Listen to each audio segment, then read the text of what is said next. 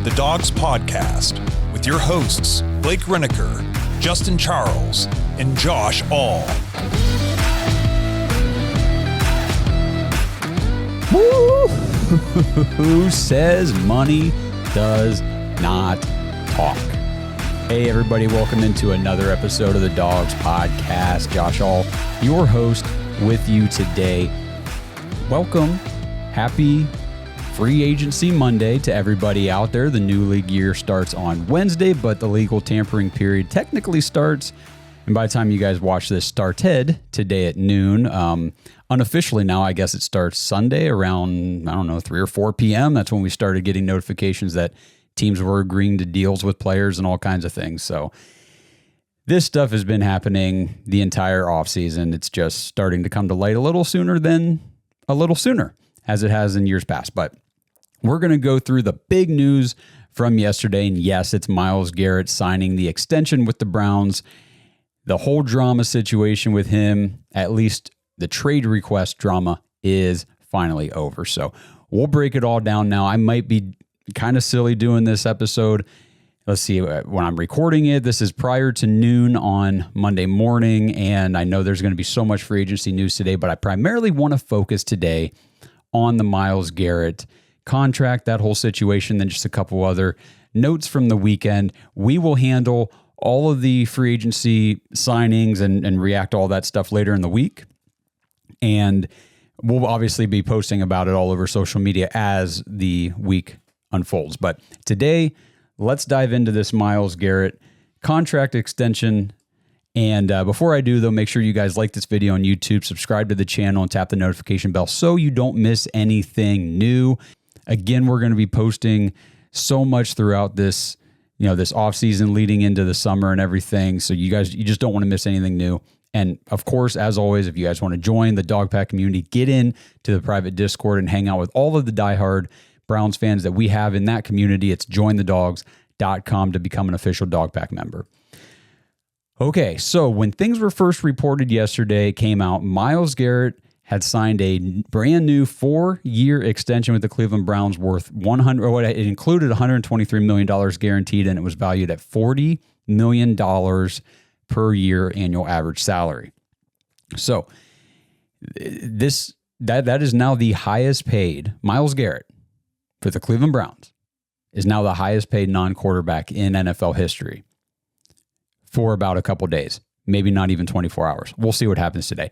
But it's just interesting to me and worth noting that it's the Browns, the Cleveland Browns, your team, my team, not some other team in the NFL, just made a player the highest paid non-quarterback in the NFL. And for me, that's worth noting because this isn't news we would be breaking in years past. The Browns didn't pay people like this. The Browns didn't have people worth paying like this. And I just think it's a testament to, I understand that last year did not go the way we wanted it to go. It has not been, we have not strung consecutive winning seasons together in a while or anything like that. But this team still is different than what we have experienced over the last, 25, 30 years of our lives, because we actually have good talent on this roster. We just need to start putting all the missing pieces together and get away from the crap we were doing last year. Myles Garrett, it just shows that the Browns took a guy, number 1 overall. He's elite. He has become elite. He's on a Hall of Fame trajectory and is now the highest paid non-quarterback in the league for the Cleveland Browns. Not for some other team, but for us. So I just think that is worth noting. And honestly, it's pretty cool. And it's pretty cool that we're able to do that, which I'll get into a little bit later. So Jack Duffin from OBR posted that Myles Garrett had 2 years left on his contract. So if you take the 2 years he had left plus the new 4-year extension, he's at about $34 million per year over the next 6. He's got 4 years guaranteed, and then the team has options, or then there's 2 team options in 2029 and 2030. And this all but guarantees, unless he decides to play until he's 36, 37 years old, Myles Garrett will most likely, I don't want to say certainly, but most likely is going to retire as a Cleveland Brown. So the whole Andrew Berry said, we want him to go from Cleveland to Canton. And Myles said, screw Cleveland to Canton. I want to go from Cleveland to a contender to Canton. Well, now he's Cleveland to Canton. That's just kind of, and we kind of figured that's how this was going to go all along. So there was another post, full detail breakdown of the contract extension from Albert Breer, 4-year, $160 million extension, $88.8 million fully guaranteed, $123.5 with the injury guarantees. $100 million will be earned over 2025, 2026. He has a no trade clause, which I know a lot of people were making a big deal about that online, maybe because he was just requesting a trade, but the no trade clause pretty much now gives him power later in his career that he can dictate where he goes if this situation were to arise again, but I'm not going to worry about that right now. Myles had $45 million remaining over the final 2 years of his contract, so he is getting $55 million in new money for the first year. So Myles Garrett locked up in Cleveland until the year 2030. So we have got our elite Hall of Fame caliber edge rusher locked into the defensive line. It's a position that we thought, man, if we lose Myles Garrett, this defense is going to suffer mightily because we really don't have anybody else on the roster currently who can rush the passer even 50% as well as he does. And he's the best in the league at it. We've talked about that a ton of times. Don't have to worry about it anymore. He is here. So it was interesting. The article came out yesterday from, I believe it was Cleveland.com. Mary Kay Cabot said that Myles Garrett's agent, Nicole Lynn of Clutch Sports, reached out, released a statement, said, Andrew Berry and I have spent the last 36 hours getting the deal done. Basically, Myles had a change of heart, and he's excited to go from Cleveland to Canton and chase a championship in Ohio. When he made that decision, he said, I want to get this done before free agency so I can start recruiting free agents so I can help the team. And she said, all right, we have 24 hours to get this done, and we did it. Okay, so it's done. We got the deal done. Myles Garrett locked into Cleveland, all that stuff. What was the change of heart? That's my question. And we'll obviously talk more about this later in the week. Excuse me. We'll get Blake and Justin's thoughts on everything. Maybe Kenny as well. But what was the change of heart? To me, it just reaffirms, we've already said the Browns are taking quarterback at 2, and this just reaffirms that, yeah, they're absolutely taking quarterback at 2, and it's still getting floated out there by a lot of Cleveland media, so it's worth mentioning because we've talked about it too. Maybe even moving up to 1 to take the guy that they're sold on. I don't believe that Andrew Berry sold Myles Garrett on long-term success potential in Cleveland based on any veteran quarterback who's, 35 years or older, or Daniel Jones, or any of these guys. I don't think that was the selling point because the options in free agency this year really aren't even all that great, to be honest. I believe they know who they want in the draft, and they told Myles who they want in the draft and why they believe that can be their guy, and I think he got on board. The money helps, of course. Obviously, now we talked about Geno Smith. He has been floated as an option for the Browns, potentially trading for him this offseason. He just got moved to the Raiders. So Seattle has already made the move with Geno Smith. He is off the board. Aaron Rodgers has been floated as an option, but now he's being mostly tied to, in the reports, the New York Giants, Pittsburgh Steelers, maybe the Seahawks. By the time you watch this, he might have already signed somewhere. I don't know. Kirk Cousins obviously is an option that the Browns have talked a lot about or has been linked to the Browns by a lot of analysts, but the Falcons seem pretty intent based on their comments that they do actually intend to keep him as a backup. I saw it broken down. They can either pay him $100 million over 2 years to keep him as the backup, or they can just eat $90 million of sunk cost if they decide to cut him.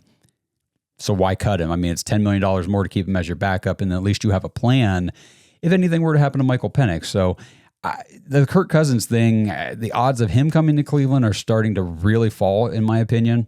So a rookie quarterback really seems to be 100% the plan for this team's future. And why even discuss what the change of heart was? I know a lot of people out there, you guys are just screaming, $40 million was the change of heart. Yeah, it was the money. It was the money. You just threw a bunch of money at him, and that's what changed his mind. You got to remember, though, that's not necessarily the case. Now, of course, the money is important. The money is the primary driving factor in all these decisions. But last week at the Combine, Mary Kay Cabot was reporting that Andrew Berry was talking about, hey, we're more likely to sign him to a $40 million extension than actually trade him. And Garrett and his agent came out, pretty much right away. I think it was like the next morning and said, there will be no contract extension discussions. We're not doing that. We're standing firm in the trade request. So they have already turned their nose up at the $40 million a year. Now, whether that was, a ploy to give the illusion that he's not overly concerned about money when actually he is, I don't know. I don't want to speculate down that path. All I know is the $40 million per year, highest paid non-quarterback in the league, has already been floated and already been pretty much scoffed at. Like, nah, that's not what we're worried about here. So to me, for him to then circle back and say, okay, the $40 million is cool. That's what I want. Let's take it. There had to be something else to go along with it. Maybe it was just the no trade clause. Hell, I don't know. But my thought is that there is a little bit different of a plan right now than there was maybe 2 or whatever months ago whenever he first came out and said, yeah, I want out. We'll see. Again, by the time you guys watch this and check out this video, we'll probably have more information about what the Browns are doing in free agency anyway. We're about a half hour away my time. So by the time this gets out, who knows? Again, I don't expect the Browns to be huge players in free agency this week, but I do expect them to be exploring trades. And I think it's worth mentioning the Brandon Ayuk trade rumors have resurfaced. Apparently, Jared Muller from Dawgs by Nature reported that there has already been discussions about Greg Newsome plus, some semblance of day 3 picks going to San Francisco with Brandon Ayuk and knowing Andrew Berry, probably some sort of pick coming back to the Browns in a trade. And I know, he just got paid, his big contract last year. The cap hits are like $16 million this year, or maybe it was 10 million and 16 next year. I forget, but they're manageable. I looked into them and I thought, okay, it's not out of the realm of possibility that the Browns could trade for and still pay Brandon Ayuk. Remember, Andrew Berry's traded for a receiver the last 3 years. It was Amari Cooper, Elijah Moore, Jerry Jeudy. He wanted Jerry Jeudy the year before. He actually got him in 23, and then in 24, Andrew Berry got him, and he got him for way less than what the asking price was the year before. Last year, the asking price for Brandon Ayuk was enormous. This year, I think there's more of a sense from San Francisco they're done with him. I don't think they really want him there, and it could be a bargain for the Browns. So we'll see what happens. It's stuff like that. We've talked about Michael Mayer, tight end from the Raiders. Would love to see the Browns get him. There's things outside of free agency that could still make a huge impact to this roster that I do expect to see and I am looking for to happen this week. So some of the other concerns that I've seen online, and I want to address it because I think it's fair. I think it's valid. I've seen people talking about how now that is both Deshaun Watson and now Myles Garrett, 2 players who both expressed a desire not wanting to play in Cleveland, and then both agreed to play in Cleveland once they were offered historically large contracts. So is this another situation of, the Browns just threw a bunch of money at a guy who doesn't even really want to be here, and now he's not going to really give a crap. He's not going to play hard. Like, it's just going to be, it's all downhill from here. And I get those concerns, guys. I totally do. The difference for me, though, Myles Garrett's on a Hall of Fame career arc. Said for weeks that this whole I'm going to sit out if I don't get traded thing, I never really bought that because he'd be a moron to do it because he would be willingly, actively jeopardizing his Hall of Fame trajectory. You don't want to ruin that resume, especially when you're 30. You're 30 years old. It's not like he's 25 saying, well, I'm going to sit out. And he can afford that because he's got potentially another healthy decade left of football if, all things go well. No, he is at the tail end of what I would say the prime window. And even whenever he gets out of his prime, he's still going to be very good, which is why this deal is fine for the Browns, especially with the last 2 years being club options, and they could move him or cut him, I guess, if they needed to. But with the way Andrew Berry manages the cap and everything, there's going to be restructures and money's going to be pushed out, and there will be more flexibility in the future with this whole thing. So I'm not worried about Myles being a guy who's going to take the money and then just kind of loaf it. We saw this with David Njoku. David Njoku's the third guy not mentioned with these other 2 names right now that he wanted to trade. He wanted out of Cleveland. and had a sit-down meeting with Andrew Berry in the front office, probably Stefanski and these guys, and came out and boom, switch flipped, and all into Cleveland. He was made one of the highest paid tight ends at the time. I remember this was a few years back now, and people were, oh my gosh, this is way too much money for David Njoku. And it's turned out to be a good deal because guys have gotten paid a lot more than him since then for similar or, sometimes less production. So these things, it's always a risk when you're paying a guy this kind of money for future services, because you don't pay him for his past services. You're paying a guy I'm paying you $40 million a year for the next 4 years, 6 years, whatever it is. So I'm expecting production in those years. You're not guaranteed to get it, but that's how the world works. That's how sports works. That's how this league works. You take the risk and you hope it pays off. And with Myles, I think it will, but I think that there was a couple other things going into this again. I think he realized that he had no leverage in this situation. Jack Duffin was posting about this, and I thought, we've talked about this for weeks too.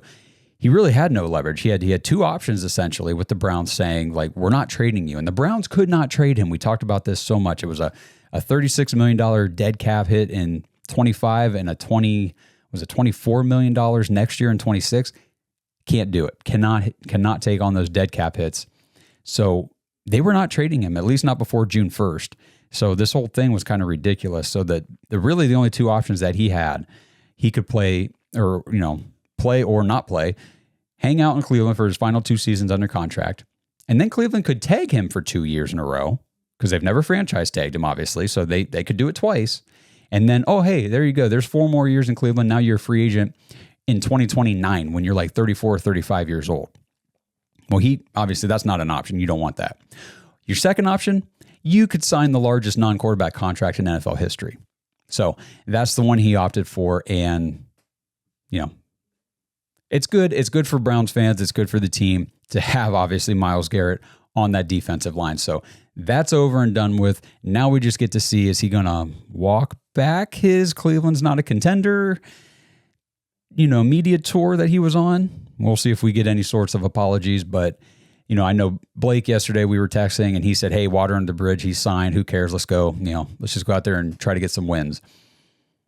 I'm with you 100%. For me, I'm the type of fan. It's like, it would be nice to hear him say, hey, I kind of regret my actions or, my statements here in the past few weeks. I'm totally bought into Cleveland. Let's get out there. I'm dedicated to making this team a winner. Yada, yada, yada. Just put some bullshit together. I honestly don't even care. But at the end of the day, I'll be rooting for him. I'm happy he's here. And that was a pretty big news drop yesterday, right before free agency hit. Hey, Browns fans, we just want to remind you guys, go check out the Living for We podcast. Living for We, keep your head up, addresses the troubles of gun violence and offers solutions for those who want to better their community. You'll hear from Amir and Drew, 2 black men who picked up a gun as kids because they felt they had no other choice. Andre Taylor, a community leader stepping into schools to break the cycle. Walter Patton, founder of Ghetto Therapy, bringing mental health support straight into the neighborhood. These are real stories, real struggles, and real solutions. Living for We is an award-winning podcast from IdeaStream Public Media, part of the Connecting the Dots Between Race and Health initiative. This season, host Maureen Harris-Taylor and her new co-host Maisha Watkins, executive director of the Cleveland Peacemakers, bring you stories from the front lines, victims, survivors, and those fighting for change. New episodes drop every Tuesday, and they started last month on February 11th. Listen to Living for We wherever you get your podcast or watch the video version on IdeaStream's YouTube channel. Learn more at ideastream.com/podcast/living-for-we. So another thing that this leads me into then is I want to talk about Jimmy Haslam and Andrew Berry. These guys get so much hate online. So much hate on social media. People, Jimmy Haslam's the worst owner in all of sports. Andrew Berry is the worst GM in the NFL. Yada, yada, yada. And this is what I'm going to say about Jimmy Haslam, Andrew Berry, and the Browns front office. These guys are not perfect. Nobody is. These guys have made some mistakes. Everybody has. These guys are going to make mistakes in the future. Everybody will. Now, I understand that the big mistake that everybody wants to point at and heap all this hatred on top of was the Deshaun Watson trade, the contract, all that stuff. But the rhetoric around the Deshaun Watson contract, ever since we signed him, has been that will destroy the Browns team for a decade. They won't be able to sign any players. They're going to have to trade everybody, and this team is essentially going to be dismantled. And none of that has ever come to fruition. That is absolutely not true. The way that Andrew Berry in the front office manages the cap, say what you want about his draft selection, say what you want about that stuff, that you cannot deny that aside from the Deshaun Watson trade, he gets great value in his trades, and the trades usually pan out pretty well for the Browns. He knows how to extend and retain players, and he can manage the salary cap in a way that allows them to do so. By moving money into other years in the future allows you to keep more of your good players, or in the Browns' case, literally all of your good players that you want to keep, you can keep right now. And we talked to Jack Duffin last summer. I mention this all the time, but he explained how this salary cap model is completely 100% sustainable year after year after year, as long as the entire organization has bought into it and you don't waver from it. And the other thing, the main driving force that makes this engine go, that makes everything possible, is having an owner who's willing to spend the cash to make it happen. Without that, none of this works. So say what you want about Jimmy Haslam being a bad, meddling owner, all this stuff about, Jimmy sucks, whatever. I'll take him every day of the week over the Bengals. I don't want a cheap owner. Jimmy Haslam has shown, first of all, he's willing to throw $230 million guarantee of his own money. Remember, his money that cash has to be set aside in escrow, boom, when the contract is signed for Deshaun Watson back in 2022. So Jimmy said, well, here's $230 million, set it aside for this guy. That's how committed he is to trying to make this team a winner. Now, that move was a flop. That was a big waste of money. But you know what? He still made the commitment. He's made the commitment to spend billions of dollars to build a brand new state-of-the-art dome facility in Cleveland, develop the surrounding Brook Park area to make it an attraction for the city of Cleveland, for the suburbs there and everything, and just really revitalize the Northeast Ohio landscape. And not every owner is willing to do that, guys. Not every owner first of all, has the money, or two, is willing to spend that money to make those things happen. And the big example, obviously, is the Cincinnati Bengals. You look at the situation that they're in with their players. The Browns have one of the highest paid quarterback contracts in the league with Deshaun Watson. He's not even playing for us. And yet we can still sign a guy like Myles Garrett to the highest non-quarterback contract in NFL history. And we have all these other moves, and I'll go through some of them. But the Bengals, they have one of the highest paid quarterback contracts in the league with Joe Burrow. They can't re-sign Trey Hendrickson, one of the best pass rushers. They're trying to trade him. They can't re-sign T. Higgins, one of the better receivers in the league. They have to keep franchise tagging him. And I honestly would be surprised if they even do come to a long-term deal with him this year. They still have to try to find a way to sign Jamar Chase, which is hilarious because they said earlier this offseason they plan to make him the highest paid non-quarterback in the league. And before yesterday, that number was $35 million a year for Justin Jefferson, got that contract last year. So, yeah, they could have signed him for 36, 37, made him the new highest paid.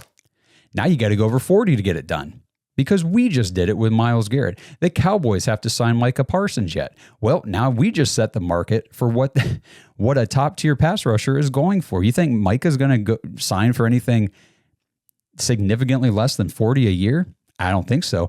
We've got Steelers fans and accounts tweeting about whether or not the Steelers should cash in on the value of TJ Watt and trade him right now while the value of these edge rushers is so high. So the Browns are, again, they do a lot of things wrong.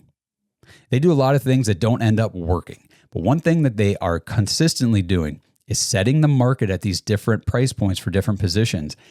And love them or hate them for it, it works because now you strap other teams in uncomfortable situations when it comes to contract negotiations with those players.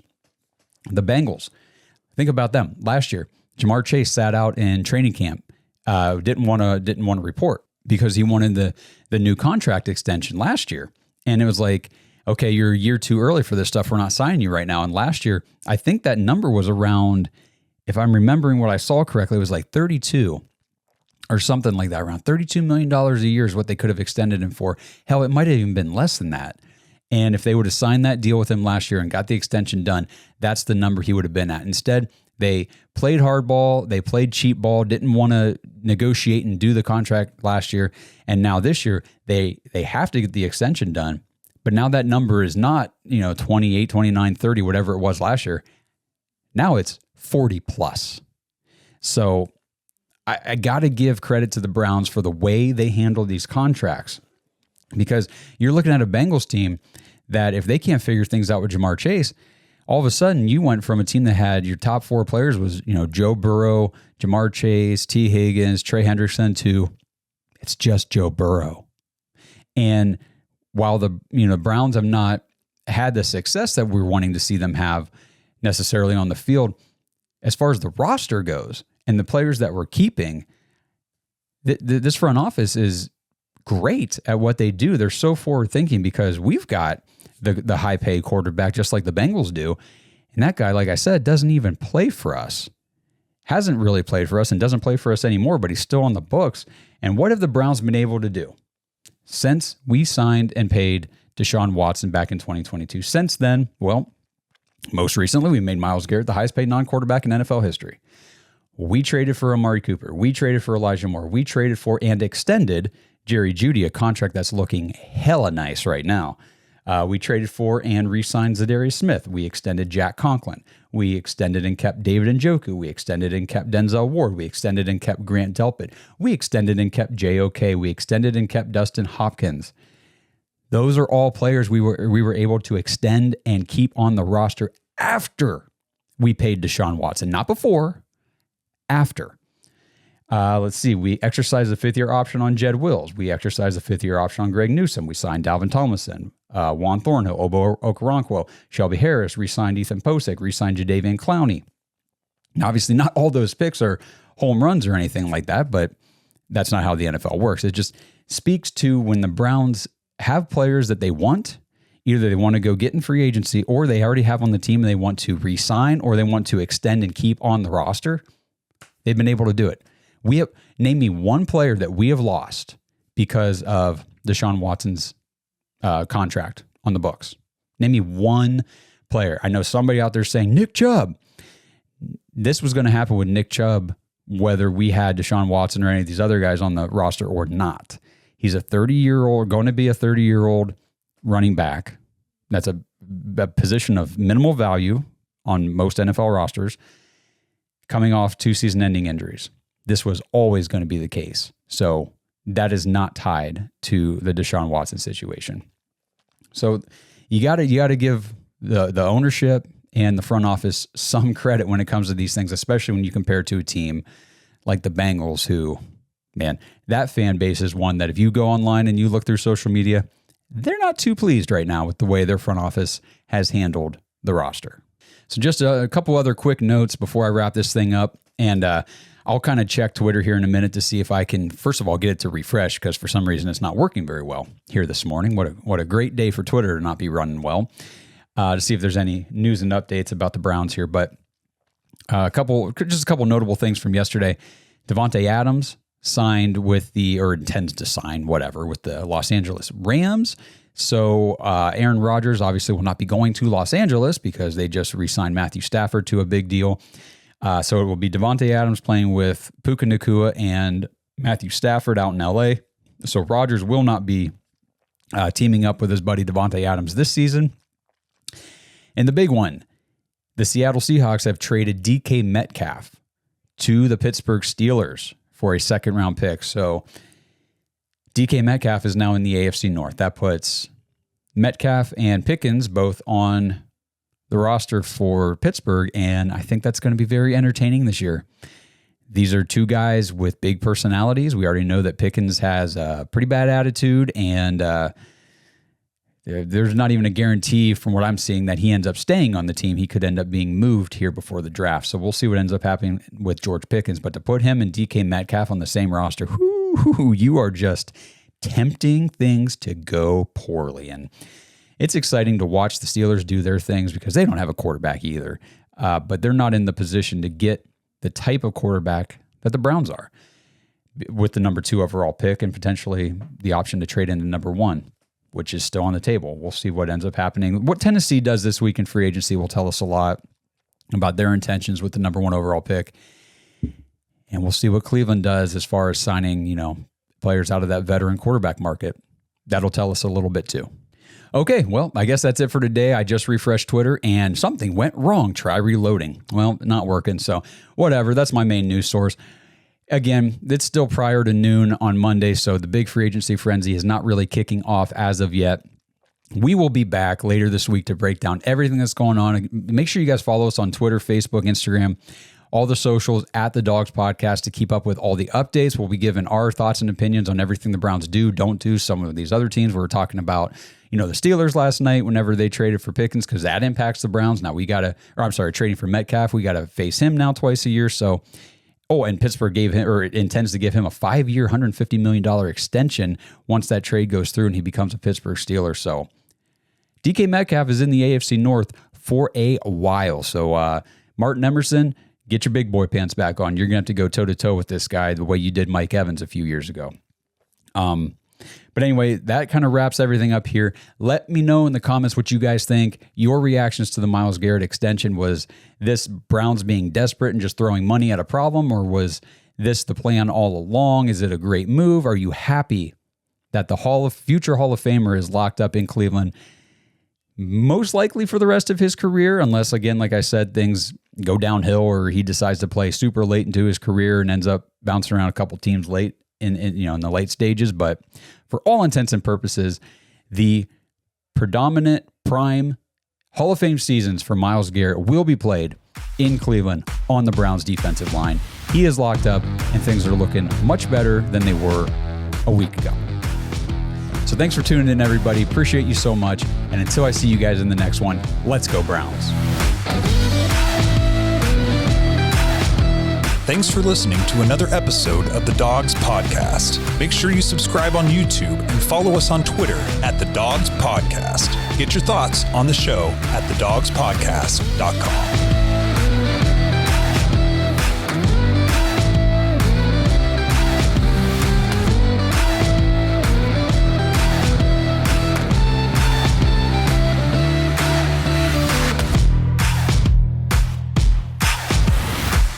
This episode is brought to you by Danger Coffee.